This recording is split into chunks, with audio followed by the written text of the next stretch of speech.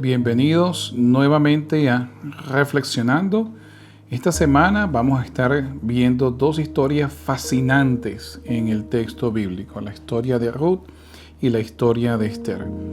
Pero antes de continuar, recuérdate de darle me gusta al video, suscribirte a nuestro canal y también compartir este video en tus redes sociales o por mensaje de texto con tus amistades y personas que tú consideres puedan beneficiarse de este contenido. Ahora, la historia bíblica está llena de momentos o de narrativas heroicas, de personas que hicieron grandes hazañas. Y en su mayoría hay muchos de estos caracteres que son muy famosos, ¿no? Como Elías, Moisés, etc. Pero hay historias que también reflejan la providencia divina, cómo Dios puede intervenir dentro de momentos difíciles que pueden vivir las personas de su pueblo. Muchos usan las profecías o ven las profecías en forma alarmista y su énfasis siempre es en el miedo, en huir y en el resguardarse. Sin embargo, cada uno de los elementos proféticos, en cada uno de ellos el mensaje esencial es de esperanza y de intervención divina. Y como lo vemos en los casos de algunos de los caballeros como David, Elías, Daniel, Pedro, Pablo, etc., también tenemos historias en donde las protagonistas son damas y en cuyas historias se resalta la liberación y la salvación, la protección provista por Dios. Una de ellas es la historia de Ruth, o mejor dicho, la historia de Noemí. Hay un libro dedicado completamente a esta historia. Y todo comienza en la famosa casa de pan, o como se diría en hebreo, Beit Lehem, o casa de pan, casa de comida. Nosotros lo conocemos en español mejor como el pueblo de Belén de Judá. El mismo se encuentra al sur de Jerusalén y nosotros lo conocemos más que todo porque es el pueblo donde nace el rey David y sobre todo porque es el pueblo donde nace Jesús. En la famosa historia de la Navidad donde María y José viajan hasta Belén para poder participar en el censo que había demandado Herodes. Y esto comienza en la casa de pan y es bastante irónico porque resulta que en la casa de pan no hay pan. Vayan conmigo al libro de Ruth, capítulo 1, y vamos a leer cómo comienza esta historia a partir del versículo 1 hasta el versículo 18. Noten cómo comienza esta historia. Aconteció en los días que gobernaban los jueces, que hubo hambre en la tierra, y un varón de Belén, de Judá, fue a morar en los campos de Moab, él y su mujer, y sus dos hijos. El nombre de aquel varón era Elimelech, y el de su mujer, Noemí. Y los nombres de sus hijos eran Mahlón y Kelión, efrateos de Belén de Judá. Llegaron pues a los campos de Moab y se quedaron allí. Y murió Elimelech, marido de Noemí, y quedó ella con sus dos hijos, los cuales tomaron para sí mujeres moabitas, y el nombre de una era Orfa, y el nombre de la otra Ruth. Y habitaron allí unos 10 años, y murieron también los dos, Mahlón y Kelión, quedando así la mujer desamparada de sus dos hijos y de su marido. Entonces se levantó con sus nueras y regresó de los campos de Moab, porque oyó que en el campo de Moab que Jehová había visitado a su pueblo para darles pan, lejem. Salió pues del lugar donde había estado y con ella sus dos nueras, y comenzaron a caminar para volverse a la tierra de Judá. Y Noemí dijo a sus dos nueras: andad, volveos cada una a la casa de su madre. Jehová haga con vosotras misericordia como lo habéis hecho con los muertos y conmigo. Os conceda Jehová que halléis descanso cada una en casa de su marido. Luego las besó y ellas alzaron su voz y lloraron. Y le dijeron: ciertamente nosotras iremos contigo a tu pueblo. Y Noemí respondió: volveos, hijas mías, ¿para qué habéis de ir conmigo? ¿Tengo yo más hijos en el vientre que puedan ser vuestros maridos? Volveos, hijas mías, e idos, porque yo ya soy vieja para tener marido.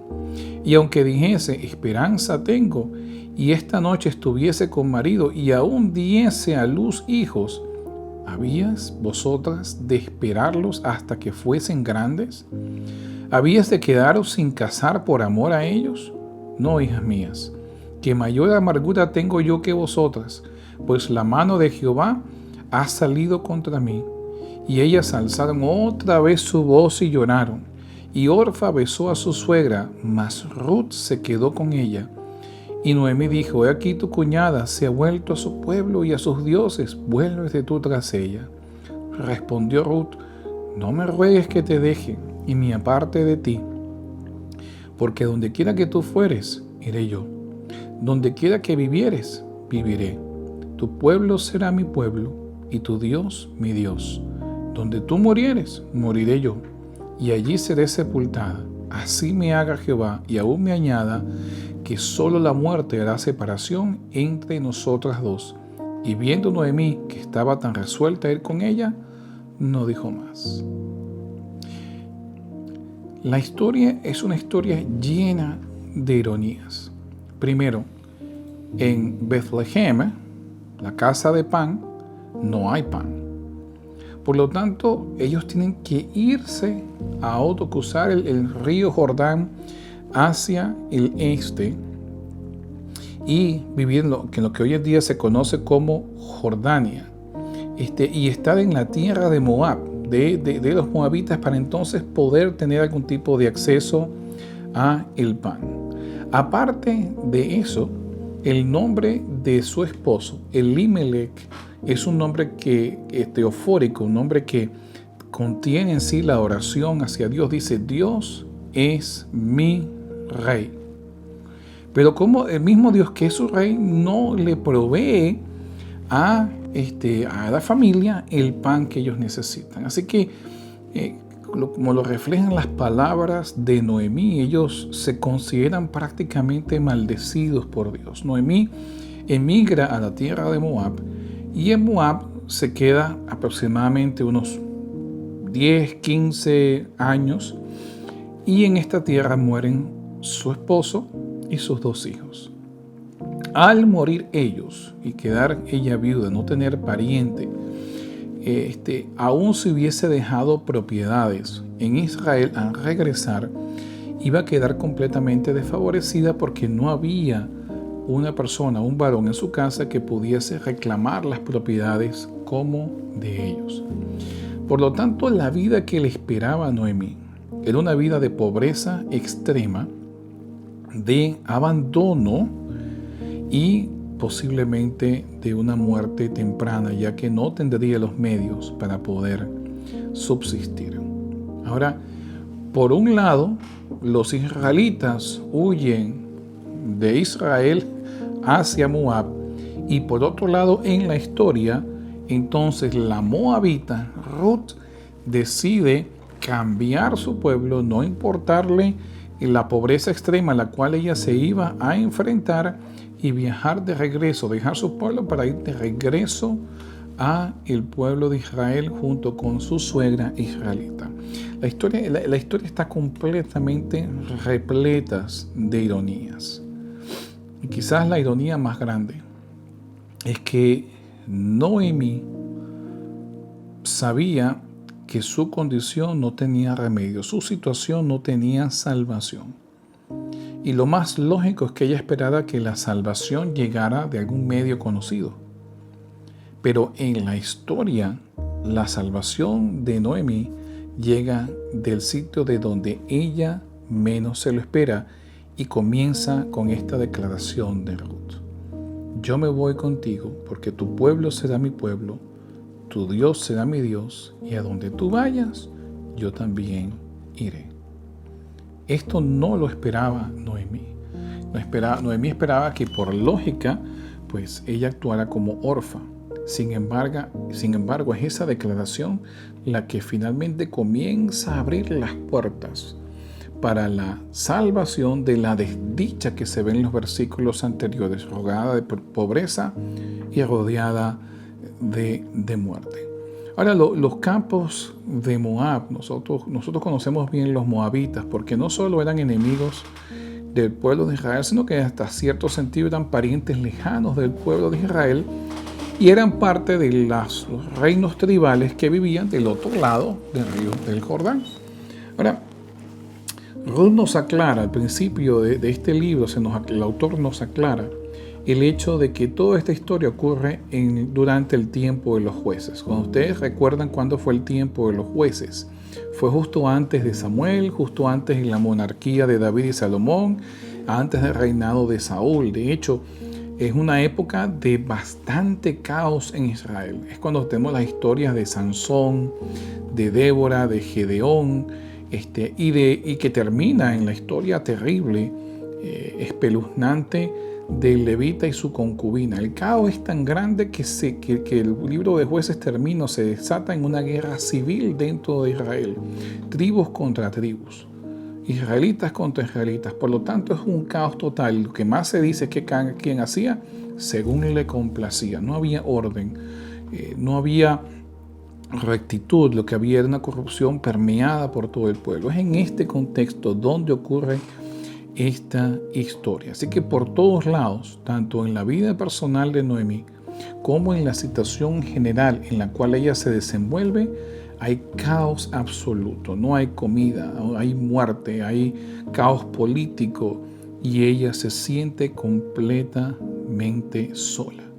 Noemí lo había perdido todo y solo le quedaba su nuera, que para desventaja desde el punto de vista de Noemí, no era israelita, sino moabita. Sin embargo, fue Ruth el vehículo que Dios usó para traer precisamente la redención, la salvación que necesitaba Ruth.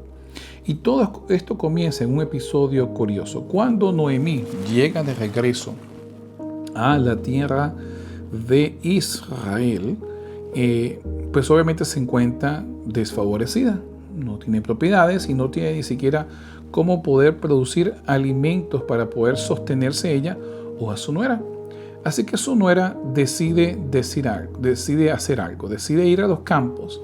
Y como era costumbre en todos estos pueblos, entonces recoger espigas o recoger trigo de lo que mientras los agricultores iban cosechando, iban recogiendo las espigas, lo que caía, entonces ella lo recogía para entonces así poder de ello tomar espigas, llevarlo a su casa y hacer algún tipo de harina a fin de poder hacer pan y tener algo que comer. Y es en este contexto donde el principal de uno de estos campos inquiere, pregunta acerca de Ruth. Vamos a leerlo en Ruth capítulo 2, versículos 5 hasta el 20. Noten cómo se desenvuelve toda la historia. Y Booz dijo a su criado, el mayordomo de los segadores, ¿de quién es esta joven? Y el criado mayordomo de los segadores respondió y dijo, esta es la joven moabita que volvió con Noemí de los campos de Moab. Y ha dicho, te ruego que me dejes recoger y juntar tras los segadores entre las gavillas. Entró pues y está desde por la mañana hasta ahora sin descansar ni aun por un momento. Entonces Booz dijo a Ruth, oye, hija mía, no vayas a espigar a otro campo, ni pases de aquí, y aquí estarás junto a mis criadas. Mira bien el campo que siguen, y síguelas, porque yo he mandado a todos los criados que no te molesten, y cuando tengas sed, ve a las vasijas y bebe del agua que sacan los criados. Ella entonces, bajando su rostro, se inclinó a tierra y le dijo, ¿por qué he hallado, noten la palabra, gracia en tus ojos para que me reconozcas siendo yo extranjera? Respondiendo Booz le dijo: he sabido todo lo que has hecho con tu suegra después de la muerte de tu marido, y que dejando a tu padre y a tu madre y la tierra donde naciste, has venido a un pueblo que no conociste antes. Jehová recompense tu obra y tu remuneración sea cumplida de parte de Jehová Dios de Israel, bajo cuyas alas has venido a refugiarte. Y él dijo: Señor mío, halle yo gracia delante de tus ojos, porque me has consolado, porque has hablado al corazón de tu sierva, aunque no soy ni como una de tus criadas. Y Booz le dijo a la hora de comer: ven aquí y come del pan, y moja tu bocado en el vinagre. Y ella se sentó junto a los segadores, y él le dio potaje, y comió hasta que se sació y le sobró. Luego se levantó para espigar, y Booz mandó a sus criados, diciendo: que recoja también espiga entre las gavillas, y no la avergoncéis. Y dejaréis también caer para ella algo de los manojos, y lo dejaréis para que lo recoja, y no la reprendáis. Espigó pues en el campo hasta la noche, y desgranó lo que había recogido, y fue como una efa de cebada, y lo tomó y se fue a la ciudad. Quiero hacer un alto aquí para que nosotros entendamos lo que ocurrió, porque la historia pareciera muy sencilla a la luz de nosotros que no entendemos la cultura que rodea toda esta historia. Pero la realidad es que los israelitas no tenían en buena vista a los extranjeros.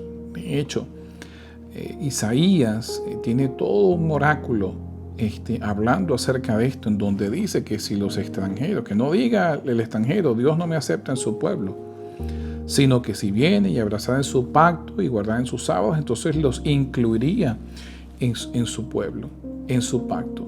Y la razón es porque los israelitas querían mantener su grupo étnico y solamente casarse y vivir entre ellos. De hecho, había bastante enemistad entre los israelitas y otras naciones circundantes al territorio donde ellos habitaban. Por lo tanto, ellos no tenían en buena vista a los moabitas. Cuando Ruth llega a espigar en este campo, tiene todas las de perder. Sin embargo, su historia ya se había comenzado a hacer popular, por lo menos dentro de los trabajadores de este campo, cuyo dueño era un hombre llamado Booz. Y cuando él la ve trabajando, preguntan: ¿quién es esta? Y entonces ellos le cuentan la historia. Ella es la que se ha sacrificado y dejó todo con Noemí, que posiblemente era conocida de Booz. Por lo tanto, Booz tuvo que haber conocido a Elimelec, a sus hijos, y sabía un poco acerca de esta historia. Y sabía la desgracia en la cual se había sometido a la familia, y cómo Elimelec, tratando de buscar mejoras económicas, se había ido a Moab, pero en vez de encontrar mejoras económicas, sencillamente fallece, pierde todo, no adquiere más nada, y ahora regresa su viuda desamparada y sin nadie en qué apoyarse, pues no puede heredar lo que sea que haya dejado Elimelec en Israel. Y la única que se ofrece para ayudarla y apoyarla es esta moabita extranjera. Booz, movido por el sacrificio que Ruth estaba haciendo, entonces atiende a Ruth con mayor favor que a sus propias criadas.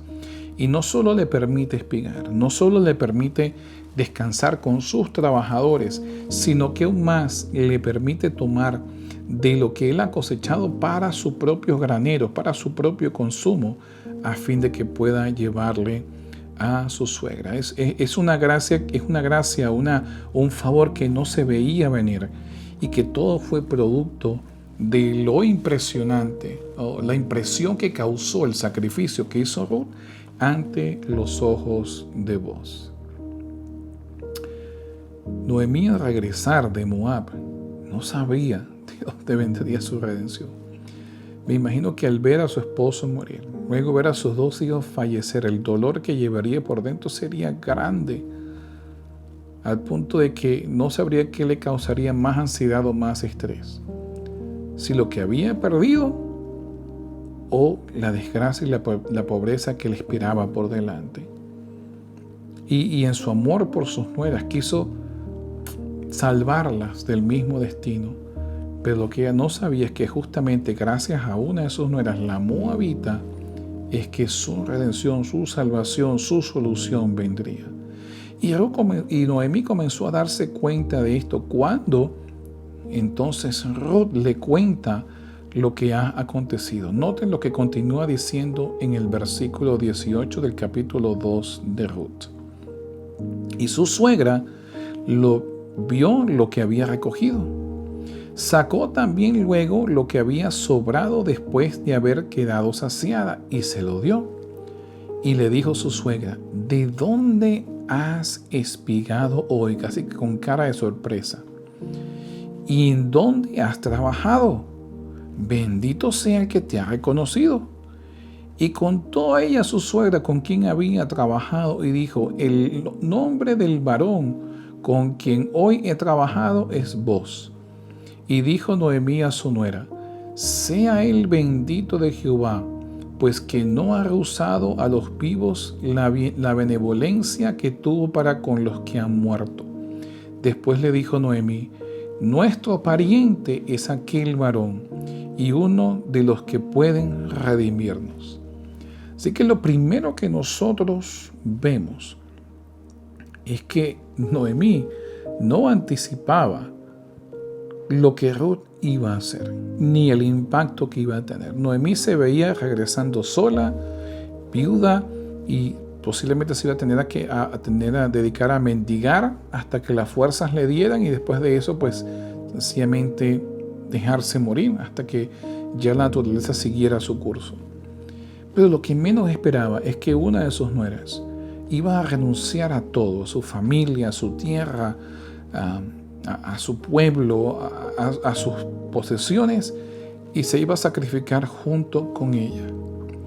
Lo otro que Ruth no esperaba, lo otro que Noemí no esperaba, es que en el campo donde Ruth fuese a espigar, iba a ser el campo de un pariente que podía redimirlos. Y mucho menos se imaginaba el impacto que las acciones de Ruth iban a tener sobre este pariente llamado Boz.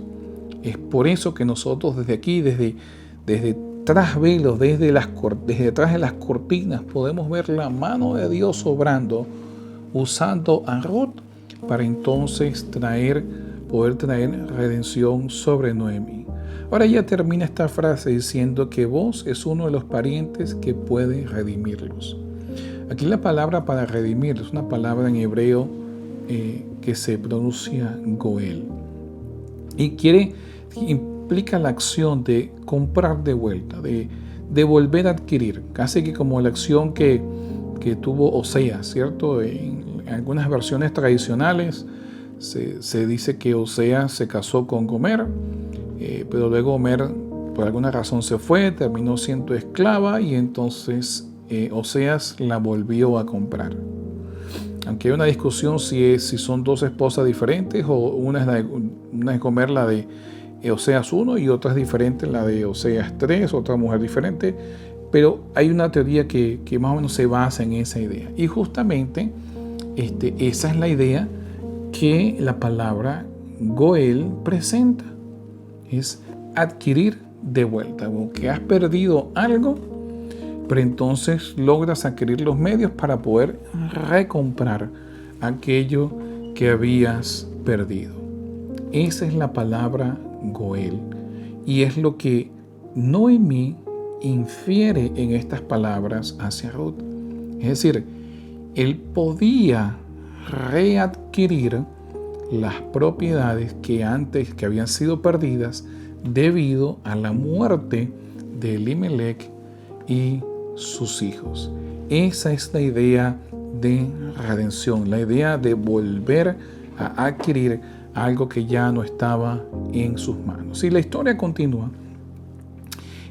Al Ruth saber de eso, no solo se conformó a recoger espigas, sino que ahora va un paso más y se acerca a este hombre Boz y le propone un trato. Le propone el trato de casarse con ella para que entonces él pudiese redimir las propiedades y Noemí pudiese volver a adquirir lo que antes era de su esposo. Sin embargo, había un pequeño problema. Habían otros parientes más cercanos que no necesariamente tomarían una acción de autosacrificio al casarse con Ruth, sino que más bien podían heredar, podían adquirir estas propiedades para que se quedasen en la familia patriarcal y no fuesen absorbidas por otras familias y lo pudiesen usar los descendientes, lo cual obviamente le quitaría el derecho de propiedad a Noemí.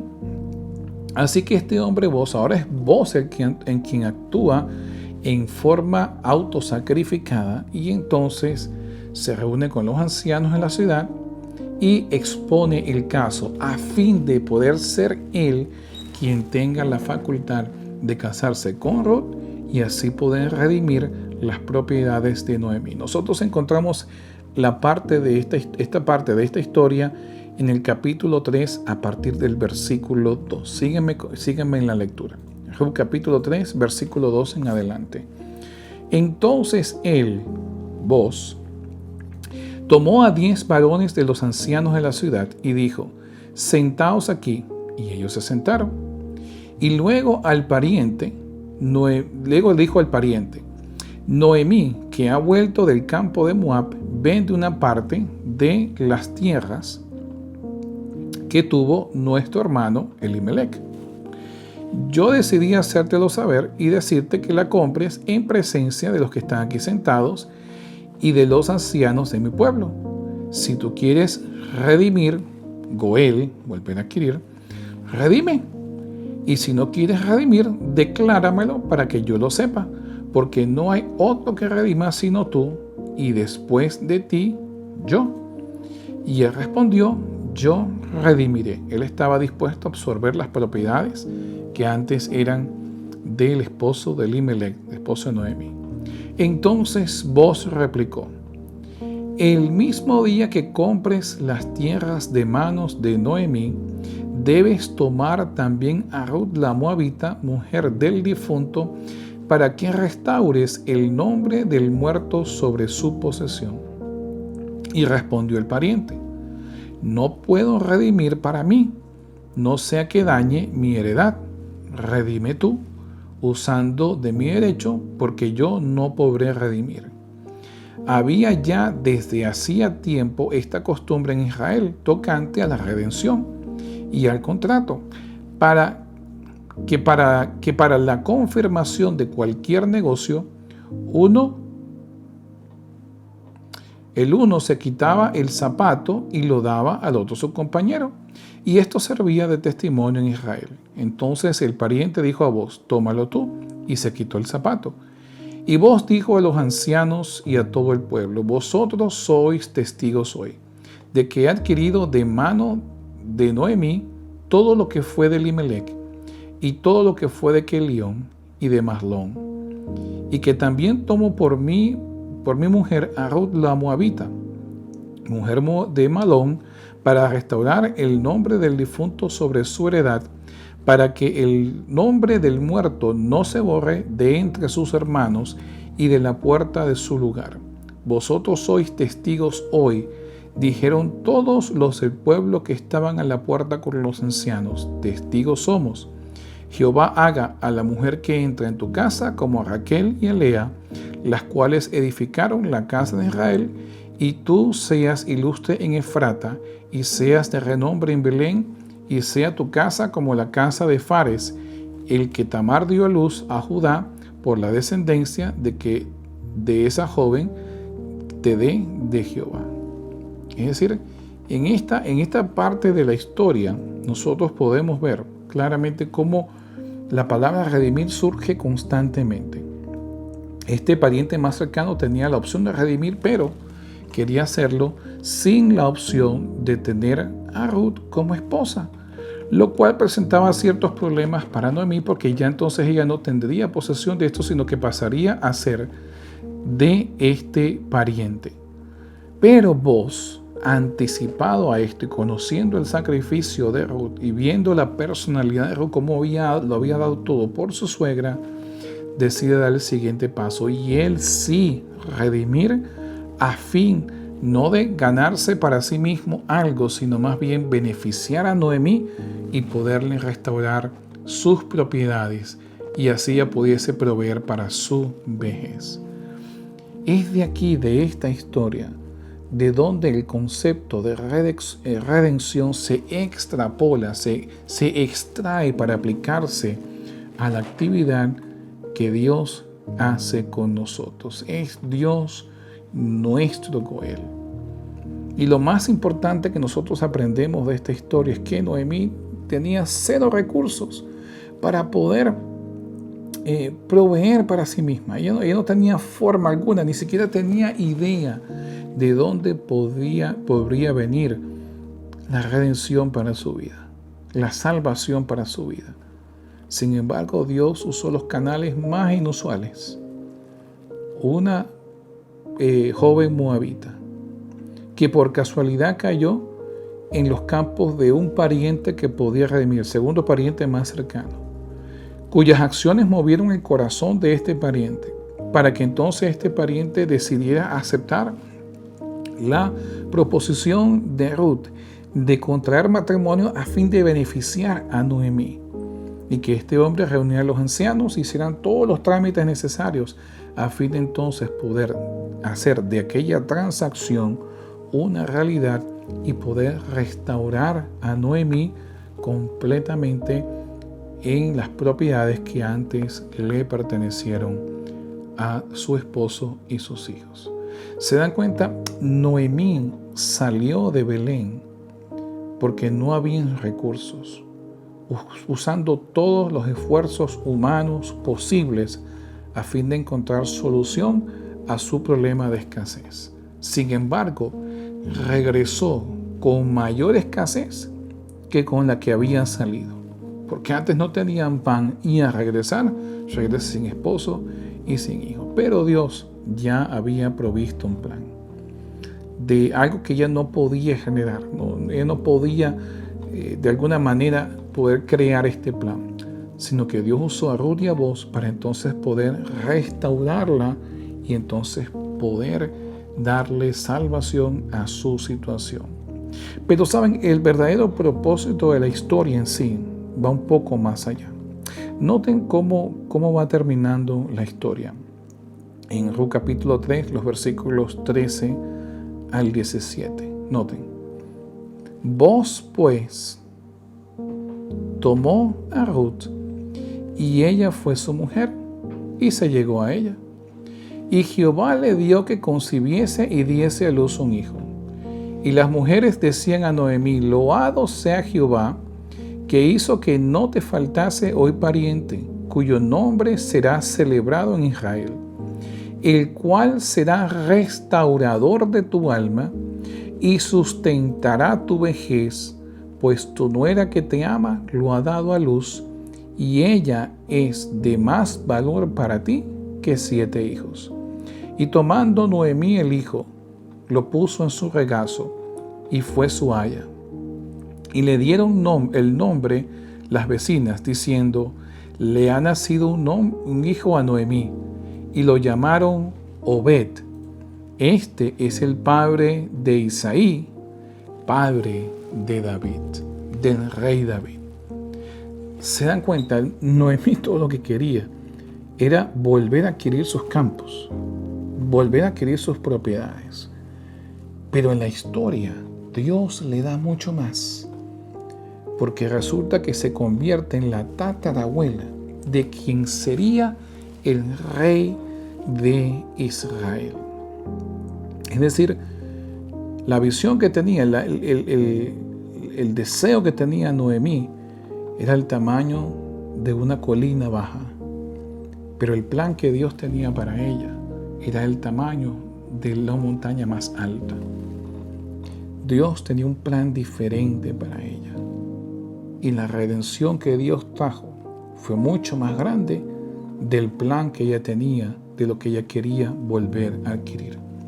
Pero aún sobrepasa más eso, porque no solo es ella la tatarabuela del rey David, sino que luego cuando llegamos al Nuevo Testamento, vemos que se toma esta historia y se incluye en una genealogía en particular. Para ello quiero que vayan conmigo a Mateo, capítulo 1. Vamos a leer los versículos 2 al 6 y luego vamos a saltar al 16. ¿Ok? Noten. Mateo capítulo 1, versículo 2 al 6. Abraham engendró a Isaac, Isaac a Jacob, Jacob a Judá, Judá engendró de Tamar a Fares y a Sara, Fares a Esrom, Esrom a Aram, Aram a Abinadab, Abinadab a Naasón y Naasón a Salmón. Salmón engendró de Rahab a Boz, Boz engendró de Ruth a Obed, y Obed a Isaí, e Isaí engendró al rey David, y el rey David engendró a Salomón, de la que fue mujer de Urias Eteo. Versículo 16. Y Jacob engendró a José, marido de María, de la cual nació Jesús, llamado el Cristo. ¿Se dan cuenta de lo impresionante de esta historia? La madre de Boz no era otra sino que Rahab, la famosa prostituta que aparece en la historia de las murallas de Jericó. Y es Boz quien Dios usa para redimir a Noemí y no solo incluirla en la genealogía del rey David, sino que es gracias a esta historia de entonces de donde se produce la conexión desde Noemí hasta el Redentor del mundo. Esto nos tiene que hacer pensar en los momentos del tiempo del fin. Porque muchos buscan, así como Noemí y Elimelech, sus propias soluciones humanas a los desafíos que enfrentan. Quieren ver dónde se esconden, quieren ver a dónde huyen. Y es posible que entonces les pase lo que les pasó a esta pareja. Salieron de la casa de pan porque no había pan, se fueron a Moab y regresaron peor de lo que salieron. Pero cuando Noemí finalmente se rindió y sencillamente no tuvo otra opción sino que dejar que Dios actuara de la forma que Él lo tenía establecido, el resultado fue mucho más grande que lo que Noemí esperaba. Hay otra historia que también nos lleva a pensar en la misma idea, que nosotros no debemos de temer nada. Por el contrario, debemos de fundamentar nuestra confianza y nuestra esperanza en las acciones de Dios. Y es la historia de la reina Esther. Ahora, la historia de Ruth ocurrió en la era tardía del bronce, a principios, posiblemente a principios de la era del hierro. O sea, estamos hablando de los años 1100 antes de Cristo. Sabemos que David reinó a partir de los años 900 más o menos antes de Cristo. Por lo tanto, estas historias son un poco antes, unas 3 generaciones antes. ¿Okay? La historia de Esther ocurre mucho más reciente. O sea, es una historia que ocurre después del exilio judío, cuando los persas establecen su dominio en todo el mundo conocido, y ahora los israelitas, ya una nación, son parte del dominio político que ejerce este nuevo imperio. Ahora, los protagonistas en esta historia son básicamente 4. Uno, obviamente, Esther, que comienza como joven judía, pero eventualmente es adoptada como reina en este imperio. Su tío, Mardoqueo, que es quien es su mentor y es quien la dirige, es quien la exhorta, pero que al mismo tiempo es víctima de un plot secreto en su contra. Asuero, o mejor conocido como Xerxes, que es el rey, el monarca, quien toma las decisiones y quien inocentemente poco a poco va siendo manipulado hasta que finalmente sus ojos se abren y entonces toma acciones en contra de aquel que había tratado de manipularlo. Y finalmente Amán, el villano de esta historia, quien se presenta como enemigo directo principalmente de Mardoqueo y eventualmente también de todos los judíos del pueblo de Dios.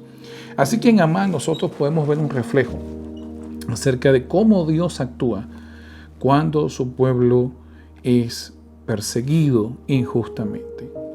Ahora, para que nosotros entendamos bien la historia, yo sé que ustedes en sus casas pueden leer completamente el libro y pueden ver todo cómo Esther asciende a ser colocada como reina en el imperio persa y cómo también Mardoqueo anuncia o denuncia un plot para matar al rey Xerxes o Asuero, que luego trabaja en su favor al ver que él trató de salvar la vida del monarca. Pero en el capítulo 13 nos introducen las acciones del villano de la historia, Amán. Lean conmigo Esther capítulo 3, versículos 1 en adelante. Noten.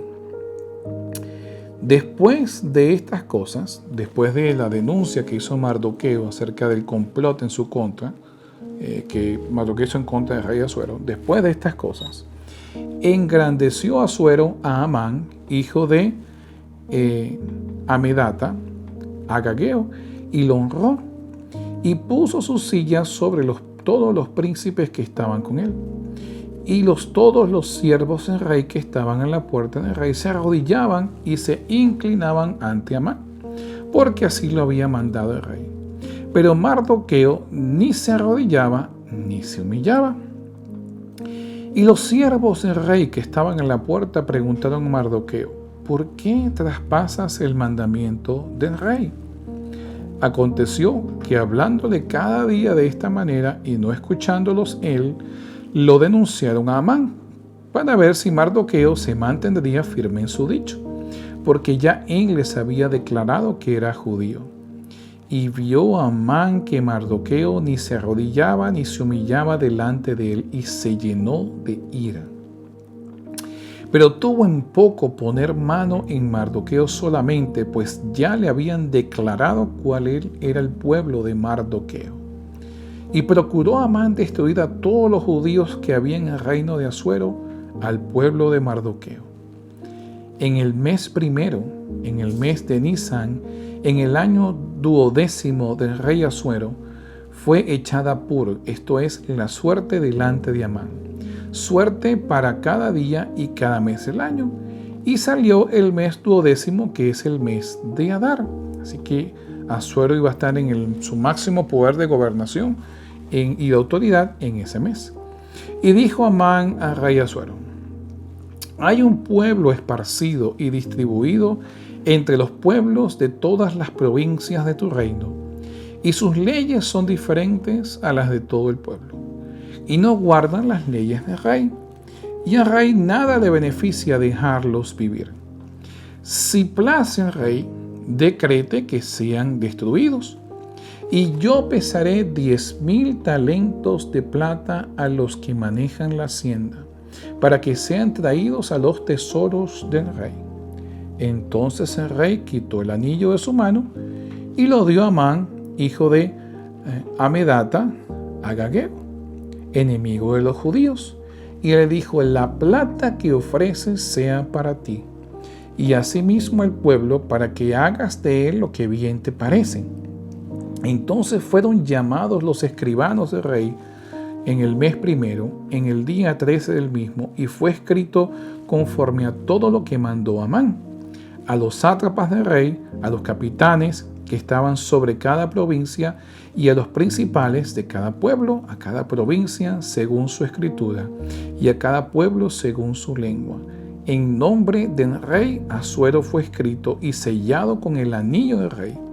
Y fueron enviadas cartas por medio de correos a todas las provincias del rey con la orden de destruir, matar y exterminar a todos los judíos jóvenes y ancianos, niños y mujeres, en un mismo día, en el día 13 del mes 12º, que es el mes de Adar, y de apoderarse de sus bienes.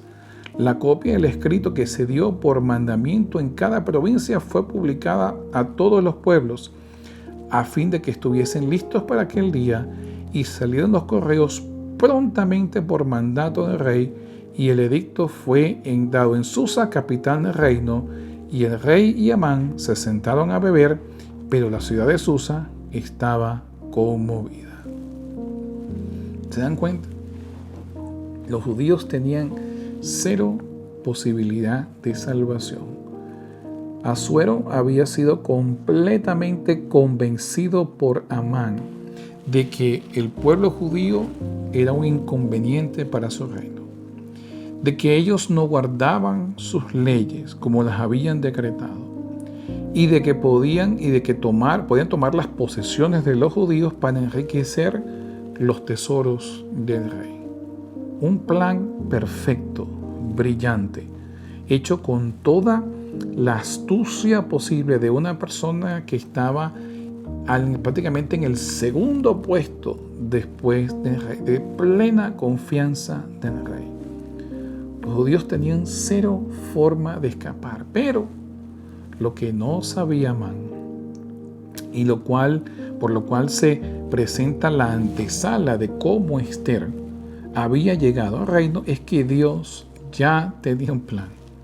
Cuando Amán decide crear todo este plan, ya Dios tenía a Esther como reina en la corte de Asuero, lo cual presentaría un gran problema para Amán, porque con el decreto que iba a hacer, tendría que también eliminar a Esther, a una de las reinas de Asuero. Y esto presenta un gran problema. Sin embargo, Dios estaba en acción. Y noten cómo termina la historia. Esther capítulo 7, versículo 10. Noten cómo termina. Así colgaron a Amán en la horca que él había hecho preparar para Mardoqueo, y se apaciguó la ira del rey. Es decir, Amán había preparado una horca para ejecutar a Mardoqueo en ese mismo mes de Adar, donde ejecutarían a los judíos, pero resulta que fue Amán quien terminó ejecutado en la horca que había preparado para Mardoqueo. Eso en exégesis se conoce como el efecto de reversión o el efecto reversivo. Ustedes pueden verlo en varias narrativas, por lo menos. En el libro de Daniel, los sátrapas se unen para acusarlo y lanzarlo al foso de los leones. Daniel desciende al foso de los leones, pero los leones no le hacen nada. Cuando él regresa, entonces son los sátrapas que son lanzados en el foso de los leones y son devorados por los leones como ellos pensaban o planeaban que los leones devoraran a Daniel. El efecto reversible. Lo mismo ocurre por lo menos con los jóvenes hebreos. Los jóvenes hebreos son lanzados en el fuego ardiendo, en el horno de fuego ardiendo, y quienes mueren no son los jóvenes hebreos, sino quienes los lanzan al horno de fuego. Nosotros también lo vemos con Faraón en Egipto. Faraón, por medio de sus dioses, se mete juicio en contra de Israel y quiere someterlo como esclavos bajo su dominio. Pero luego los juicios de Dios son sobre las deidades y la religión de Israel, y sus propios dioses terminan siendo los que ejecutan juicio sobre Egipto y sobre el dominio de Faraón. Aquí, Mardoqueo construye una horca. Amán construye una horca para destruir, ejecutar a Mardoqueo, y resulta que esa misma horca se convierte en el instrumento de ejecución hacia Amán, en donde él fallece condenado por el rey Asuero. De la misma manera se hace un decreto para la destrucción de todos los judíos en todas las provincias de Persia, pero ese decreto se revierte, se hace con otro decreto, se contradice con otro decreto en donde a los judíos se les es permitido entonces defenderse. y termina con la destrucción de los enemigos del pueblo de Israel. Todo esto para que nosotros podamos entender de que no es por obra humana que la liberación viene, que nosotros no tenemos por qué estar angustiados por por cuál tipo de prueba vamos a pasar, sino que nosotros tenemos que tener plena confianza de que Dios nos está guiando y que aún en situaciones impensables, como la situación de Ruth o como la situación de Mardoqueo y Esther, Dios ya tiene un plan en marcha para poder librarnos. De hecho, este efecto de reversible, nosotros lo vemos en el libro de Apocalipsis. Ustedes van a notar que en Apocalipsis capítulo 13 hay dos poderes que surgen. Uno es una bestia indescriptible que surge del mar y otro es una bestia que tiene forma de cordero, pero habla como dragón, que surge de la tierra. Justamente los preámbulos donde surgen estas bestias, luego en el siguiente capítulo de Apocalipsis 14, se convierten en el escenario donde Dios emite juicio. Noten lo que dice Apocalipsis capítulo 14, versículos 6 y 7. Lean conmigo en Apocalipsis 14, versículos 6 y 7. Y vi volar por en medio del cielo otro ángel que tenía el evangelio eterno para predicarlo a los moradores de la tierra, a toda nación, tribu, lengua y pueblo, diciendo a gran voz: temed a Dios y dadle gloria, porque la hora de su juicio ha llegado, y adorad a aquel que hizo el cielo, la tierra, el mar y las fuentes de las aguas. ¿Se dan cuenta? Es del mar y de la tierra donde surgen estas bestias, pero es en el mar y en la tierra donde Dios emite juicios contra ellos. Lo mismo nosotros podemos ver acerca del famoso dragón que sale del abismo, pero que luego en Apocalipsis 19 es lanzado en el abismo. Es el mismo efecto de reversión que vemos en la historia de Esther, en la historia de Daniel, en la historia de los jóvenes hebreos. Exactamente el mismo efecto de reversión, y que nos ayuda a concientizar de que Dios nos da todos estos mensajes, todos estos libros para que nosotros podamos cimentar, podamos solidificar nuestra confianza y nuestra esperanza en Él. De hecho, nosotros podemos encontrar algo parecido en la forma en la cual Jesús describe los eventos de la famosa persecución.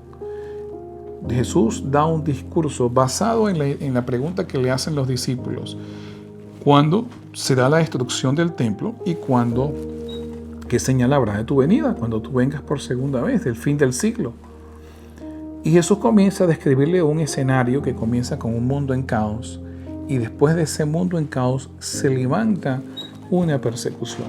Y es aquí en estos versículos donde muchos entran en zozobra, en la alarma, porque dicen: necesitamos huir, necesitamos escondernos para que no nos persigan. Pero ante eso nosotros debemos recordar lo que Jesús ya ha dicho: no se turben, no os turbéis. Tenemos que recordar las historias que hemos estado hablando en este repaso. La historia de Esther, de Noemí, donde Dios provee de la nada, Dios provee soluciones, ¿ok? Y de la misma manera, como ese efecto de reversión, aquí también Dios usa esta persecución para hacer algo completamente inesperado. Esther fue escogida para esa hora, para ese rol. Y de la misma manera como la prueba de ella se transformó en el momento de mayor victoria, así también las pruebas que pueden venir sobre el pueblo de Dios en el tiempo del fin se transforman en su momento de mayor victoria. Noten cómo Lucas relata las palabras de Jesús. Lucas capítulo 21, versículos 12 al 15. Lucas 21, versículos 12 al 15. Noten. Pero antes de todas estas cosas os echarán mano y os perseguirán, y os entregarán a las sinagogas y a las cárceles, y seréis llevados ante reyes y ante gobernadores por causa de mi nombre.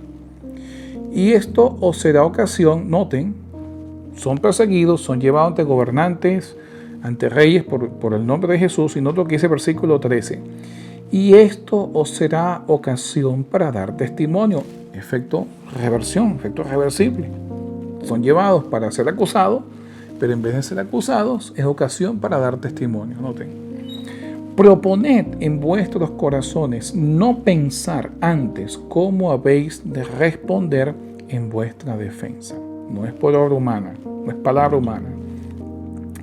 Porque Jesús dice, yo os daré palabra y sabiduría, la cual no podrán resistir ni contradecir todos los que se opongan. ¿Se dan cuenta de lo que pasa aquí? Estas entidades tratan de frenar la predicación del Evangelio por medio de leyes como lo quiso hacer Amán a través de las leyes persas. Sin embargo, así como las mismas leyes que Amán usaba luego fueron usadas en su contra, de la misma manera el mismo espacio, la misma intención que tienen estos poderes malvados de frenar el Evangelio, ahora son revertidos y más bien son usados como vehículos para la propagación del Evangelio. Marcos nos dice algo similar, recoge las palabras de Cristo también en forma similar en Marcos capítulo 13, versículos 10 y 11. Noten cómo dice. Y es necesario que el Evangelio sea predicado ante todas las naciones. ¿Cómo va a ser predicado ante todas las naciones cuando hay oposición? Noten. Pero cuando os trajeren para entregaros, no os preocupéis por lo que habéis de decir, ni lo penséis, sino lo que os fuere dado en aquella hora, eso hablad, porque no sois vosotros los que habláis, sino el Espíritu Santo. ¿Se dan cuenta de la providencia divina? Por un lado, se pueden levantar poderes en oposición al pueblo de Dios, usando las leyes establecidas, usando los concilios, las cortes, pero al final Dios siempre provee.